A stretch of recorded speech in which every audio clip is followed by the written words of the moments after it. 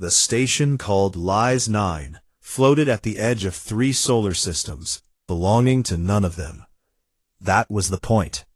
It was neutral ground, built over 300 years ago by the founders of the Galactic Council, so that no species could claim an advantage when they came to talk. The walls were made of white stone, shipped from a dead planet that no one owned. The floors were cold and smooth. The air was kept thin and odorless, because no 2 species could agree on what a pleasant smell was. Ambassador Sarah Voss had been on the station for 6 days. She was a tall woman, with short gray hair and dark eyes that had a habit of going very still when she was thinking hard. She had spent 30 years in Earth's diplomatic service. She had negotiated trade agreements with the Lyrae, signed border treaties with the Shen Collective, and once talked a mining consortium out of starting a war over an asteroid field, using nothing but a cup of cold coffee and 2 hours of patience. She was, by any measure, the best humanity had. She wore the standard diplomatic uniform, dark blue jacket, no medals, no symbols of rank. Her instructions from the assembly had been simple. Be polite, be patient, get humanity a seat at the table.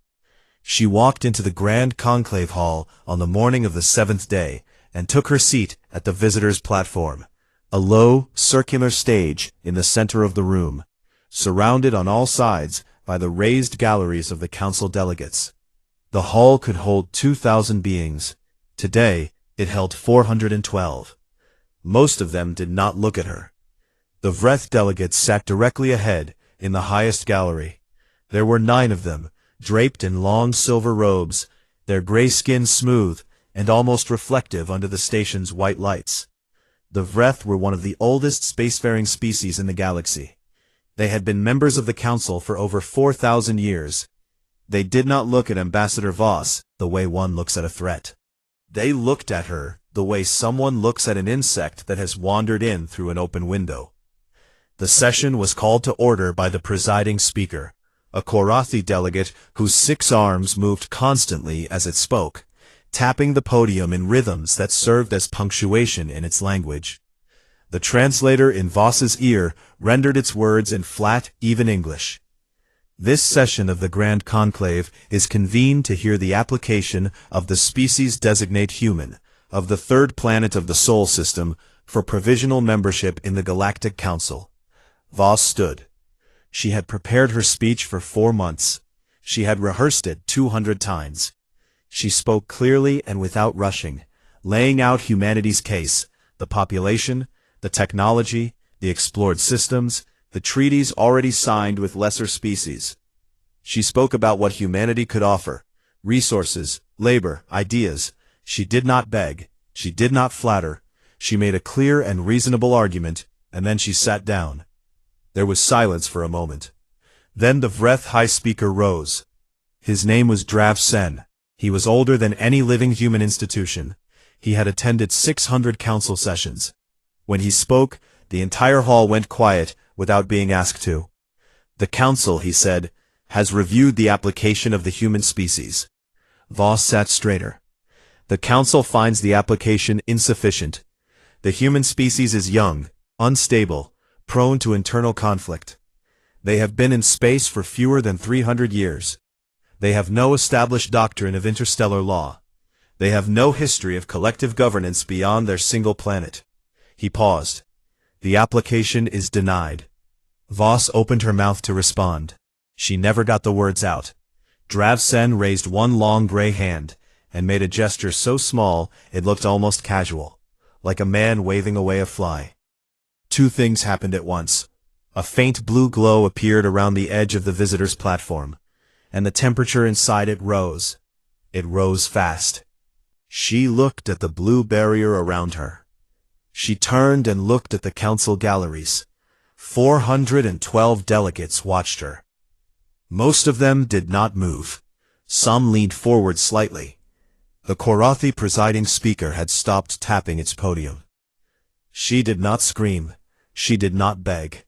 Her dark eyes swept the room one final time, and whatever she was thinking in those last seconds, she kept to herself. The temperature inside the barrier reached approximately 2,000 degrees. It was over in less than 30 seconds. The blue glow faded. The visitors' platform was empty. The air in the hall smelled faintly of heat. Drab Sen sat back down in his chair.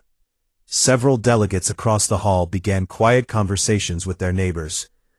The presiding speaker tapped its podium 3 times and called for a recess. The session was over. Consul Davin Rice had been sitting in the observation anteroom 40 meters away when it happened. He was 26 years old. He had been assigned to the mission as Voss's junior staff, his primary job being to manage communications and keep records. He had a round, unremarkable face, and the kind of nervous energy that made him check his datapad every few minutes, even when nothing had changed. He had been watching the session on the anteroom screen because junior staff were not permitted in the main hall during formal proceedings. When the blue barrier appeared, he stood up from his chair. When the heat rose, he put his hand over his mouth. When the platform was empty, he stood perfectly still for 11 seconds.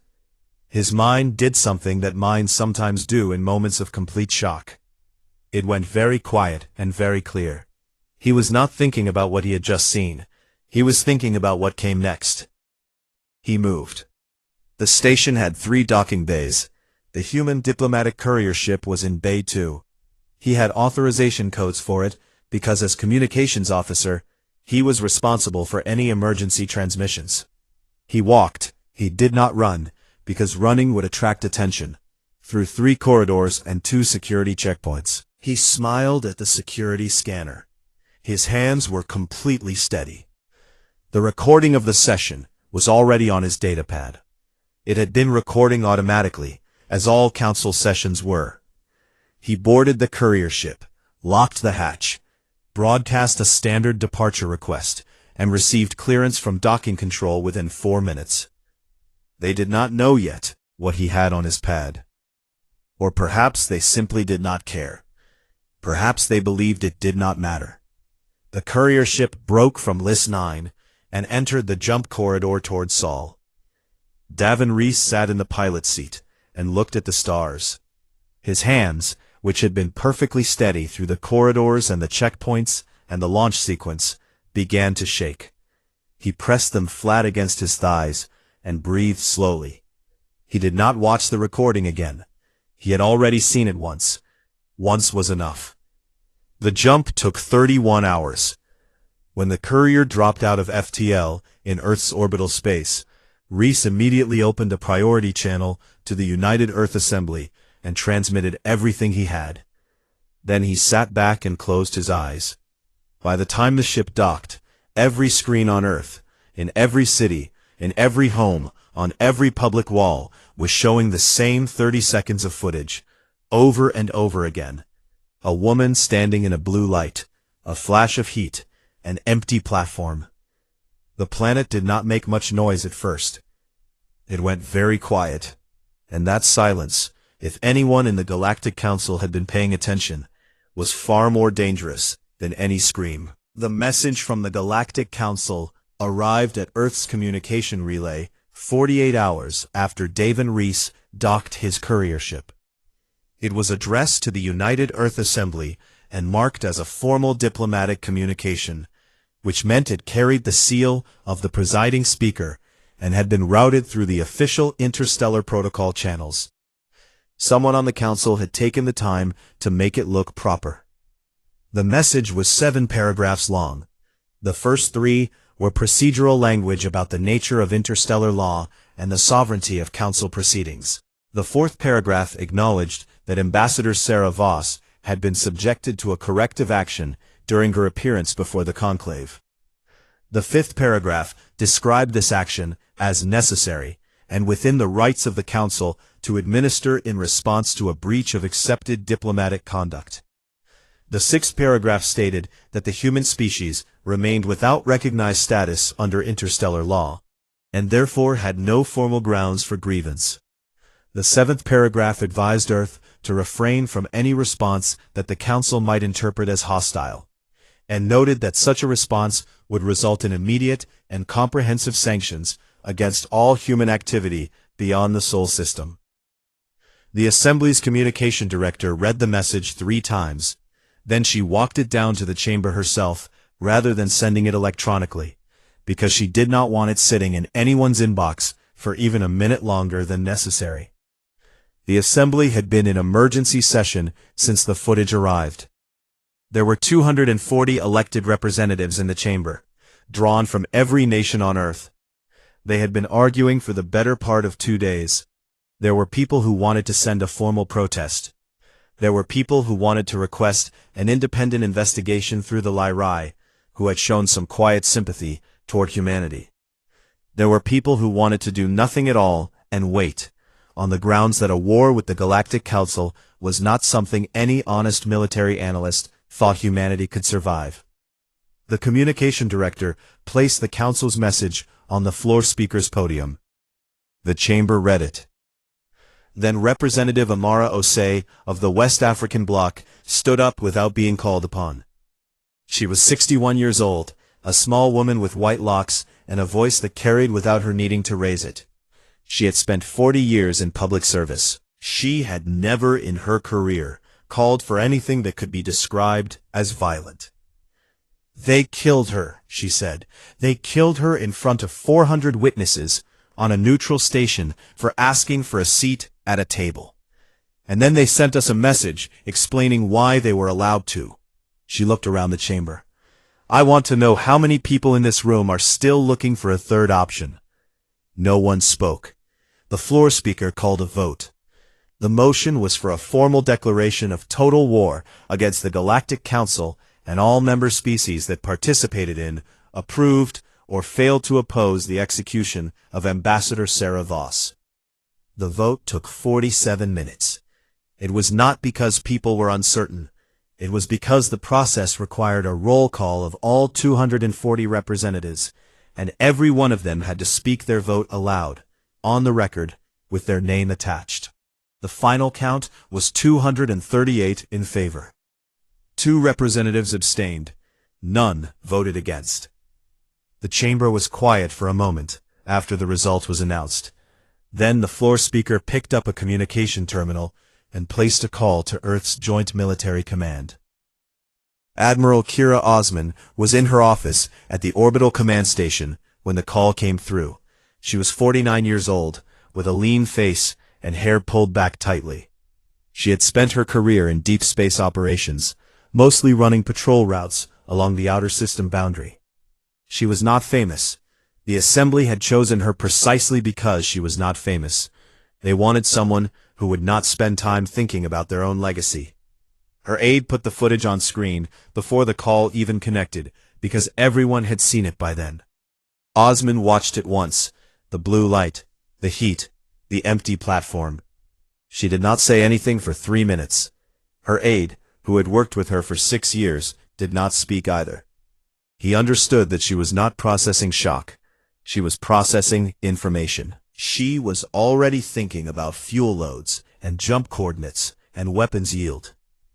When the Assembly's call connected, the floor speaker told her she had been appointed Supreme Commander of the newly designated Expeditionary Armada. She was given total authority over military planning, resource allocation, and the execution of the war. There were no conditions attached. The Assembly had decided that conditions were a luxury for situations that were less clear than this one. "Understood," Osman said.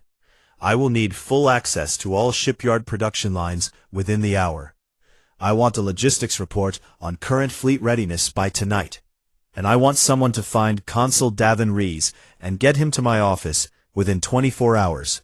He is the only human who was on that station. I need everything he remembers." The call ended. She sat back in her chair and looked out at the stars through the station viewport. Then she opened a channel to the shipyard directors. What followed was something the galaxy had never seen before, not because it was dramatic, but because of how fast it was. Human shipyards had been running at standard capacity for years, producing exploratory vessels, cargo haulers, and the modest patrol fleet that handled traffic at the system boundary. Within 72 hours of the Assembly's vote, Every civilian shipyard in Earth's orbit had been nationalized. The workers were not laid off. They were reassigned. Engineers who had been designing passenger liners were handed new blueprints. Factory floors that had been printing hull panels for mining ships were reconfigured overnight. The energy signatures were enormous. Enormous enough that 3 separate alien intelligence services picked them up within a week and filed reports to their respective governments. The reports were mostly dismissed. The analysts who wrote them were told, politely, that a species without interstellar standing, without allies, without even a recognized place in galactic law, could not meaningfully threaten the Council. The Council had member species who had been building warships for thousands of years. The idea that humanity could close that gap in any relevant time frame was not taken seriously. What the analysts had missed, because nothing in their data had prepared them for it, was that humans had a particular relationship with urgency. Most spacefaring species built slowly because they had been building for a long time and saw no reason to rush. Humanity had not been in space long enough to develop that patience. They still built the way they had built everything throughout their history, as if there was a deadline, as if something was coming, as if the next crisis was always just over the horizon. The deadline now was real, and it had a name, and its name was Sarah Voss. In the weeks that followed, alien observers watching the Sol system through long-range sensors reported something that they struggled to describe in their own languages. The closest translation, in most cases, was something like a fire that had found its purpose. Davin Reese arrived at Osman's office on the second day. He was still wearing the same jacket he had worn on Lice 9, because no one had thought to tell him to change, and he had not thought to do it himself. He sat across from the Admiral and told her everything. Every corridor, every face, every detail he could remember about the station's layout, the Council's security arrangements, the delegates' behavior before and after. Osman listened without interrupting. She took no notes. When he finished, she looked at him for a moment and said, "You're coming with the fleet." Reese looked at her. "I'm a consul, Admiral. I'm not military." "I know what you are," she said. "That's why I need you." He nodded, slowly, and did not argue. Outside the viewport, in the dark of space, the new ships were already taking shape. The galaxy had sent humanity a message. Humanity was preparing its reply. The human fleet dropped out of faster-than-light travel at the edge of Vreth space at 0400 station time, which was a measurement that meant nothing to the Vreth, but had been chosen deliberately by Admiral Osman, because her crew's schedules were built around it, and she wanted everyone alert and rested when they arrived. There were 217 ships. Not all of them were warships in the traditional sense. Some were converted haulers with weapons fitted to their cargo frames. Some were prototype vessels that had come off the production line so recently that the hull paint was still curing during the jump. They were not beautiful ships. They were not elegant. They were angular and dense and built the way a fist is built, without any interest in aesthetics, with total interest in function.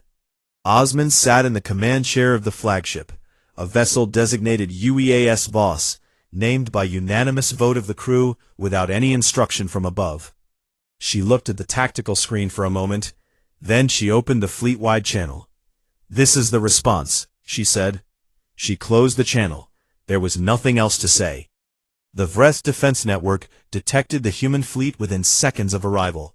The response was fast, because the Vreth had been watching human shipyard activity for weeks and were not entirely surprised.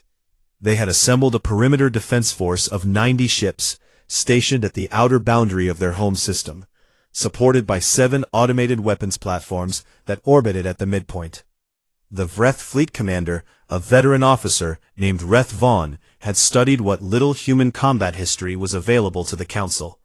Humanity had fought wars on their own planet for most of their history. They had experience with violence, but they had almost no experience with interstellar naval warfare. And Vreth Vaughn had been doing it for 60 years. He expected to win this engagement. He expected it to be unpleasant, but he expected to win. He gave the order to hold the line and wait for the humans to commit to an approach vector. Osman did not commit to an approach vector. She split the fleet into 6 groups and sent them at the perimeter from 6 different angles at once, which meant that the Vreth defense line could not concentrate fire without leaving gaps, and the moment it left gaps, one of the human groups would push through. Vreth Vaughn adjusted his formation. Osman adjusted hers. He adjusted again. She adjusted again, but faster. The thing Vreth Vaughn had not accounted for was this. The humans were making decisions in seconds, not because they were reckless, but because they had spent the entire transit from Seoul running simulations and had already planned for 97 possible responses from a Vreth perimeter defense. Osman's crew had a response ready for each one. They were not improvising. They had already had this argument, already resolved it, and now they were simply executing. The first human ships to take damage did not retreat. This surprised Vreth Vaughn more than anything else. Standard tactical doctrine across almost every spacefaring species held that a damaged ship withdrew to a safe distance, conducted repairs, and re-engaged only if the tactical situation required it. It was logical. It preserved assets. It was how wars were fought. The human ships did not do this. A damaged human vessel would slow down, redistribute power from non-essential systems to weapons and engines, and keep moving forward. The crew of one converted hauler, the Meridian, continued fighting with a hull breach in 2 sections and a disabled main engine for 40 minutes before they finally lost propulsion entirely. Even then, they used their remaining maneuvering thrusters to stay in weapons range. Vreth Vaughn watched this on his sensor feed and felt for the first time in his career something he could not immediately name. It took him several seconds to identify it as unease.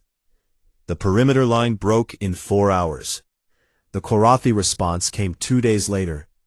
The Korathi were the second largest bloc in the Galactic Council, and their fleet was not assembled from aging patrol ships and converted haulers. It was a genuine military force, built over centuries, crewed by beings who thought in collective logic. The Korathi did not make emotional decisions. They calculated. They ran probability models. They executed the optimal solution. They sent 300 ships and positioned them in a mathematically perfect intercept formation, designed to eliminate the maximum number of human vessels in the shortest possible time.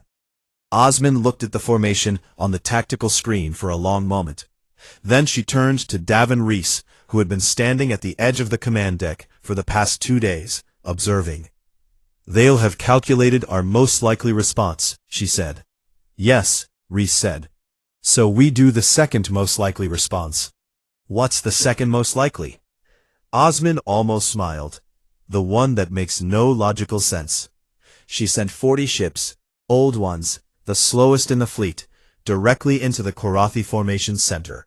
A logical enemy would see them as a weak probe and redirect fire to eliminate them efficiently. Any reasonable tactical mind would treat them as the primary threat and concentrate on them.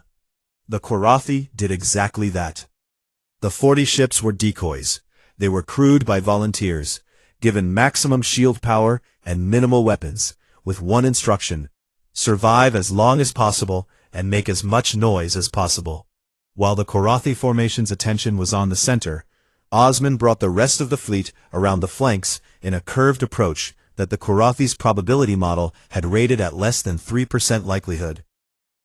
Because no rational commander would expose that much of their fleet to potential encirclement just to achieve a flanking position.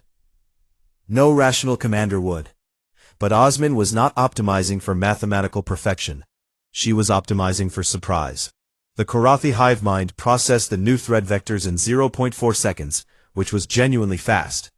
But by the time it had processed them and begun to redistribute its formation, the human flanking ships were already inside weapons range. The hive mind could recalculate. It could not undo the geometry. The Korathi fleet lost 112 ships in 6 hours. It was the first time in recorded council history that a Korathi fleet had broken contact mid-engagement. The message this sent across the galaxy was not subtle. On the 3rd day, the Council assembled an emergency joint peacekeeping fleet. It was the largest combined force the Council had put together in 500 years. 12 member species contributed ships. There were over 400 vessels in total, a mix of designs and doctrines and weapon systems that had never trained together. That last fact was the problem. A fleet that has never trained together can still fight, but it cannot fight as a unit. It fights as a collection of individuals, each falling back on its own instincts, its own doctrine, its own idea of what the commander probably wants. When things go wrong, when an unexpected development forces rapid adaptation, the gaps between those individuals become enormous. Things went wrong immediately. Osman had spent 3 days watching how each of the council species fought. She knew the Vreth relied on long-range bombardment and did not like close engagements. She knew the Trell Confederacy ships were fast, but lightly armored, and would pull back under heavy fire. She knew the Korathi would calculate rather than feel. She hit each species the way it least expected to be hit. She pushed the Vreth into close range. She ignored the Trell ships and let them sit in their fast light formations, while she destroyed the heavier vessels behind them, knowing the Trell would not break formation to pursue without orders, and the orders would be slow to come, because the coalition's command structure was tangled and slow. The joint peacekeeping fleet lasted 9 hours. When the last council ships jumped away, Osman's fleet was still intact, battered, some ships dark and drifting, but intact. She sat in the command chair of the Voss and looked at the tactical display for a long time. Her communications officer turned from his console. "Admiral, we're receiving signals from 6 independent alien broadcasts. They're reporting on the engagement." "What are they saying?" He listened for a moment. "Most of them are saying the same thing. They're saying that humanity doesn't stop." Osman said nothing. She looked at the stars. Somewhere ahead, past the wreckage and the silence, was the council's seat of power. She had not forgotten why they were here. She had not forgotten the name on the hull of her flagship. She gave the order to advance. 3 weeks into the campaign, a small unmarked transport ship appeared at the edge of the human fleet's patrol perimeter and broadcast a request for contact on a frequency that was not standard military, not standard commercial, and not one that appeared in any council protocol database. It had been assigned by the Lyri government 40 years ago for quiet conversations that they did not want officially recorded. Osman's communications officer flagged it immediately. Osman told him to let it in. The transport docked with the Voss 40 minutes later. The being who came aboard was tall, thin, and pale blue, with long fingers and large dark eyes. Her name was Emissary Teev, and she was the senior diplomatic representative of the Lyri, one of the smaller species in the council. She wore no weapons. She carried a single data case. She was brought to the conference room and left alone with Osman and Reese. Teev set the data case on the table and opened it.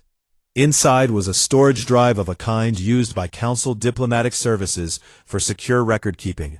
She placed it in the center of the table and did not touch it again. "I want to be clear," she said through the translator, "that the Lyri government has not sanctioned this meeting. I am here as an individual, acting on my own. If you choose to make use of what is on that drive, the Lyri cannot be named as a source." "Understood," Osman said. "I also want to be clear," Teev continued, "that what is on that drive is genuine. I have spent 2 months verifying it. I would not be here if I had any doubt." Reese leaned forward. "What is it?" Teev looked at the drive for a moment. The council's internal session records from the 4 months before Ambassador Voss arrived at Lys 9. The full records, not the versions that were filed publicly. There was a silence. "Those sessions," Teev said, "show that the execution of your ambassador was not a spontaneous action by Drav Sen. It was a decision made by a full majority of the council in closed session, 6 weeks before she arrived. The Vreth proposed it. The Korathi seconded it.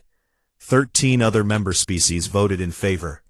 The plan was to deny humanity's application, and if your ambassador protested or attempted any kind of formal appeal, to eliminate her as a demonstration of the council's authority over unregistered species." Reese sat very still.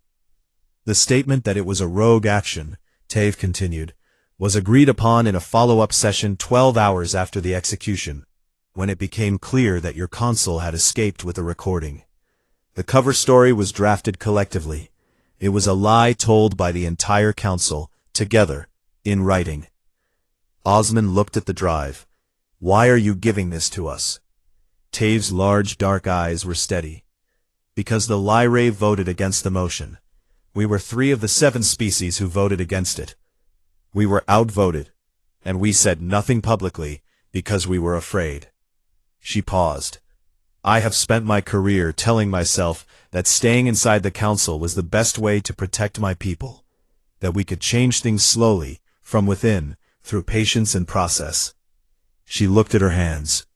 Watching what your fleet has done in the past 3 weeks has made me wonder if I was wrong about that. She stood, picked up the empty data case, and walked to the door. Do what you think is right with it, she said. You will anyway. Davin Reese spent the next 36 hours with the drive. He had been trained as a communications officer and a diplomat, not an intelligence analyst, but those roles had more in common than most people assumed. He understood how documents were structured, how records were formatted, how to tell a genuine file from an edited one.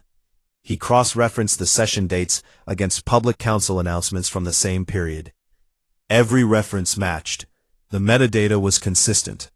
The voice recordings embedded in the files matched the known speech patterns of the delegates who had spoken. All of it. He put together a clean package, the original files, his verification notes, a clear written summary in plain language, and brought it to Osmond. She read the summary. She looked at the files. She did not speak for a while. They planned it, she said. It was not a question. Yes, Rice said. Before she even arrived. Yes. Osmond set the papers down. The council sent us a message saying it was a rogue action. They sent us that message while all of them were sitting in a room having agreed on the lie. Yes. She was quiet again. Then she said, I want this broadcast. Every channel you can reach. Every alien frequency and range. Full documentation included. I want every species in this galaxy to see what the council actually is. Rice nodded. He had been thinking the same thing. There's something else, he said. The Lyrae aren't the only ones who voted against the motion. There were 6 other species.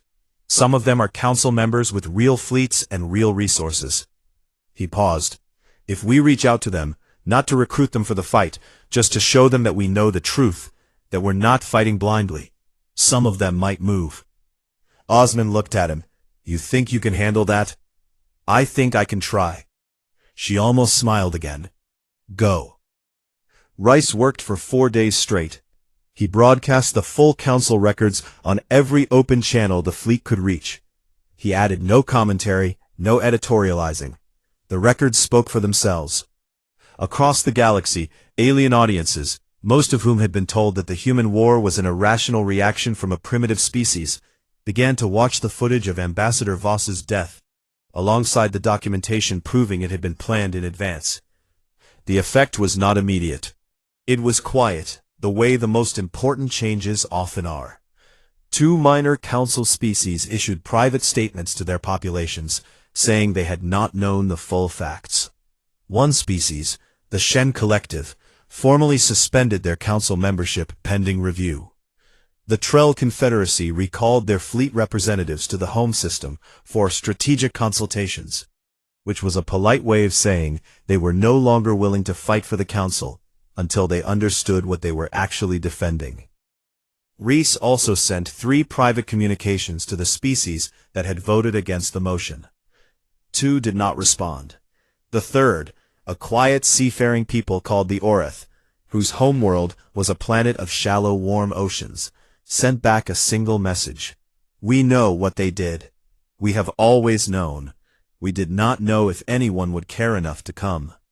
Alongside the message was a data packet containing navigation information, the precise coordinates and patrol schedules of the main council defense line protecting the station where the Galactic Council held its permanent sessions. It had been compiled over years by Orath diplomatic staff, who had been treated as furniture by council officials, who forgot they were beings with eyes and memories. Rhys read the message twice, then walked it to Osmond's command deck. She read it without expression. She read the navigation data carefully. Then she looked up at Rhys. "This changes the approach entirely," she said. "I know," he said. "We don't have to go through the defense line. We can go around it. The council doesn't know we have this." Osmond looked at the data for a moment longer. Then she set it down and straightened in her chair. "Set a new course," she told her navigation officer. "I'll give you the coordinates." Somewhere far behind them, on the council seat of power, Drav Sen received reports of the broadcasts and the defections and the Shen Collective's withdrawal. He sat in his high gallery and read the reports carefully. Then he composed a new message to the United Earth Assembly. It was a very different message from the first one. It used words like dialogue and misunderstanding and path toward resolution. It authored reparations. It suggested that a special review committee could be formed to examine the events at List 9. It carefully avoided the word apology, but arranged the surrounding sentences so that a reader in a forgiving mood might almost interpret one. He sent it and waited. The response came back in less than an hour. It was 3 words, sent from Admiral Osmond's command channel. "See you soon." The council's permanent station was called the Seat of Accord. It had been built 2,000 years ago at the gravitational center of a 5-star system that was otherwise uninhabited, chosen for its symbolic neutrality and its practical inaccessibility. To reach it from anywhere required either passing through heavily monitored jump corridors or navigating a dense field of debris left over from an ancient collision event that computers could map, but most pilots did not want to try. Admiral Osmond navigated the debris field. She did it slowly and carefully, using the navigation data the Orath had provided, which included precise maps of the field's shifting boundaries, updated every 30 days. The Orath diplomatic staff who had compiled those maps had done so over 12 years of quiet observation, recording the patrol patterns of the Council's guardian ships, noting the gaps in coverage that appeared at regular intervals when those ships rotated their routes. It was the kind of information that was invisible to anyone who was not looking, and completely obvious to anyone who was. The Council had never imagined that the being serving refreshments at their diplomatic receptions was memorizing their security schedules. The fleet emerged from the debris field 7 hours later, on the far side of the Council's defense perimeter. Behind them was the debris. Ahead of them was the Seat of Accord. Between them and it was a defense force of 60 ships that were now facing the wrong direction entirely. Osmond gave the order. The engagement lasted 4 hours. The Council's defense ships were not badly crewed. They fought hard.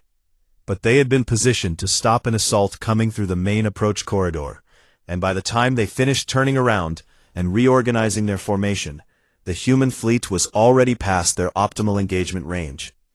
2 of the Council's destroyer-class vessels broke off early and broadcast a distress signal. Osmond let them go. She did not chase retreating ships.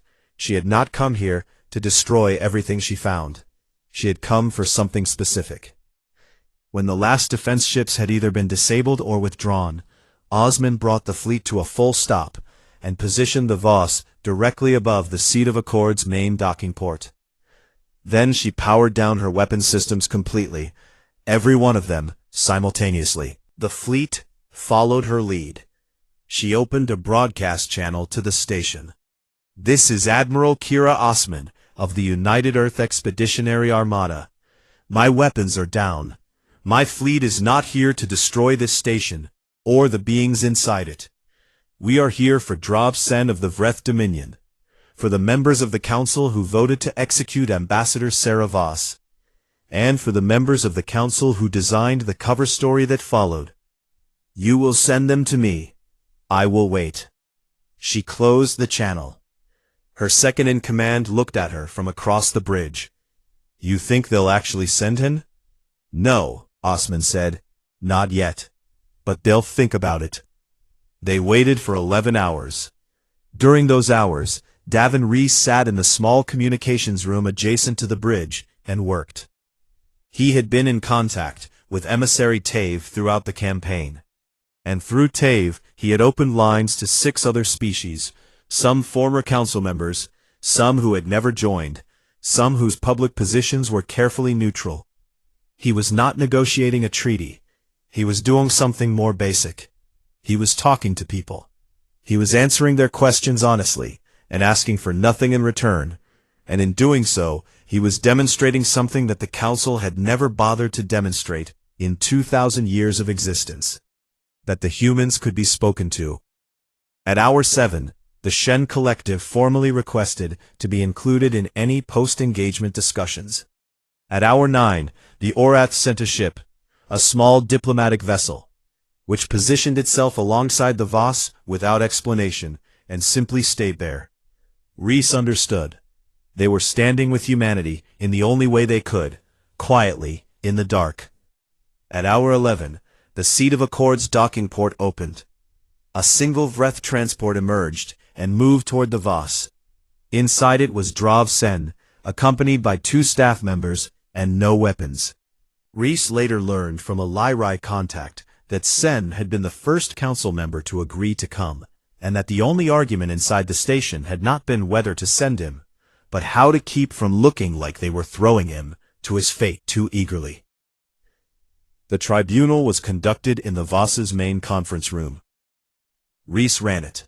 He had suggested this to Osman, and she had agreed immediately, for reasons she did not explain, but which he understood. This had to look like justice, not revenge. And the person who ran it had to be someone whose voice had not ordered any of the battles. He had to be the man who escaped on a courier ship and filed a testimony. He was the closest thing they had to a witness. The session was broadcast live on every channel the fleet could reach. The evidence was simple. The Council's own records were entered into the record. Sen's voice was in those records, clearly and unmistakably, proposing the motion to execute the ambassador. The records of the cover story were entered. His voice was in those too. There was no interpretation required. There was no ambiguity to argue over. The documents said what they said. Sen sat across the table and did not deny any of it. His translator rendered his words in flat, even English, and he said more or less that the Council had been within its rights under interstellar law, that the human species had no recognized standing, and that the action had been judged necessary to preserve the authority of the institution. Reese let him finish. Then he said, "The law you used to justify this was written by you, enforced by you, and applied only to species you chose to recognize. You created a system that gave you the right to kill anyone you decided didn't deserve protection. Then you used it." He paused. "The problem isn't that you broke the law. The problem is that the law was yours." The broadcast reached 112 species. The verdict was formal and simple. Drav Sen and 14 named council members were found responsible for the premeditated killing of Ambassador Sarah Voss and for the coordinated deception that followed. They were removed from any position of authority. The Galactic Council, its structure, its charter, its self-granted authority over interstellar law, was declared dissolved. It took 3 months to begin building what came next. The new body was called the Interstellar Assembly. Reese helped write its founding charter, working alongside Taev of the Lyrae, a Shen Collective representative, and 2 Orath diplomats who had never in their careers been allowed to speak in an official council session. The charter was 9 pages long and written in plain language on purpose. The first line read, "No species holds this assembly. The assembly holds itself." Representation was not based on age or territory or the size of a fleet. It was based on a rotating system of accountability, which meant that any member could be reviewed by the others at any time, and any member found to have acted against the basic principles of the charter could be suspended. It was imperfect. Everyone who wrote it knew that. But imperfect with accountability was better than perfect with none. Humanity held a permanent founding seat. So did the Lyrae, so did the Orath, so did the Shen Collective. The Vreth were offered associate status, with a path to full membership in 20 years if they met the Charter's conditions. Some people thought this was too generous. Rhys had argued for it, and he stood by the argument. You do not build a galactic community by locking entire peoples out of it forever for the actions of their leadership. You build it by giving them a door and seeing if they walk through it. The memorial for Ambassador Sarah Voss was held on Earth in an open square in the city of Nairobi on a clear morning in early spring. The square could hold 40,000 people. 112,000 came. They stood in the streets around it and listened to the service on speakers mounted on buildings and lampposts. Delegations arrived from 9 species. The Lyrae sent a formal embassy. The Orath sent a single representative, an elderly diplomat who had served on the seat of Accord for 30 years. He stood quietly at the back of the designated diplomatic area, and did not speak to anyone until after the ceremony, when Rhys found him and thanked him for coming. The Vreth sent 2 delegates as well. They arrived without announcement and stood apart from the others. No one told them to leave. No one spoke to them. They stood through the entire ceremony and then departed quietly. Rhys watched them go. Osmond came to stand beside him. The ceremony had ended. The crowd was beginning to move, slowly, the way crowds do when no one quite wants to be the first to leave. Do you think they understood it? Rhys asked. He meant the Vreth. He meant the act of coming, the gesture of standing in a crowd of people you had wronged. Osmond thought about it for a moment. Maybe not yet, she said, but they came. They stood in the square as the morning light moved and the crowd thinned around them. She would have liked this, Rhys said quietly. Not the war, the part after. Osmond did not answer immediately. She looked up, past the buildings and the last of the departing people, at the sky above the city. Pale blue, marked with the thin white lines of orbital traffic. A sky that now had more coming and going through it than it had ever had in human history. They learned what we are, she said. When we fight, when we don't stop, when we come through a debris field in the dark and park above their station with our weapons down and tell them to send out the man who started it. She paused. They know that now. Rhys looked at the sky too. Now we show them what we can become, she said. The square was nearly empty. Somewhere overhead, the first ships of the new Interstellar Assembly's Joint Patrol were beginning their first shared rotation. 2 human vessels, 1 Lyrae, 1 Orath, flying the same route, at the same speed, for the first time. It was not peace. Peace was a long road, and they were only at the beginning of it. But it was a start, and it had a name.